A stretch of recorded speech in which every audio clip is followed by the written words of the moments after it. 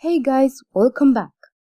In this lecture, I want to show you how track mattes work in After Effects because we are going to use track mattes in the animation projects that we are going to create together throughout this course.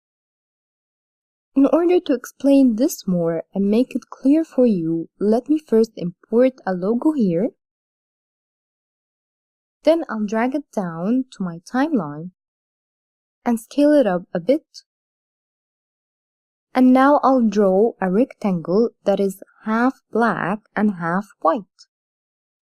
So here I'll select the rectangle from the tools bar, then click on Fill here and select Linear Gradient, then click OK.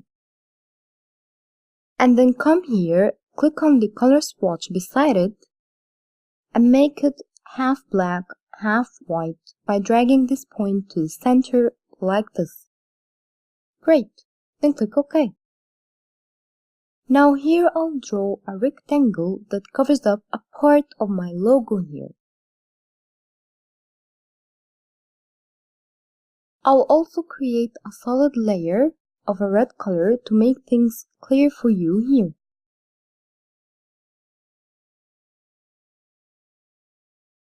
Now make sure that the rectangle shape layer is set above the logo layer on the timeline here. And this because in After Effects you use track matte from the bottom layer to the layer above. So as you can see here, the first layer doesn't have the options for track mattes. And this because there is no layer above it. If you can't see the track matte column on your timeline view, use the toggle switches mode button here or simply hit F4 on your keyboard. Okay, so here beside the logo layer in the track matte column, we have 4 options here. So basically, we have 2 types of track mattes in After Effects. We have the alpha matte channel, alpha matte and alpha inverted, and we have the luma matte channel, luma matte and luma inverted.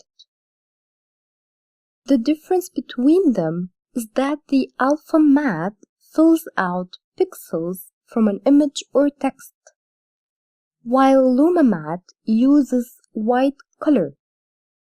So here if I chose luma matte, the white part of our shape layer will reveal the part of the logo beneath, and any other part of the layer that is placed outside the white part, it will make it invisible. But if I chose a luma inverted matte, everything of the logo layer that is placed outside the white part will be visible, while any part of the logo placed inside the white part will be invisible. Yet, if we chose alpha matte, it will reveal the whole area of the logo that is placed inside our shape layer here. And that's because our logo is filled with pixels, and alpha matte fills out the pixels.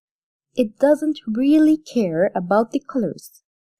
So here, any part of the logo placed inside this rectangle will be revealed, and any other part of this logo that is placed outside the shape layer will be invisible. And if we chose alpha inverted matte, it will make any part of the logo that is placed outside this rectangle visible, and the other part of the logo that is placed inside the rectangle will be invisible. Great! So this is how track mattes work in After Effects. It can reveal different objects or portions of layers. I hope you are enjoying so far. If you do have any questions or if anything that is unclear, please post your question on the discussion board and I'll reply as soon as possible. Thank you so much for watching and looking forward to seeing you next lecture.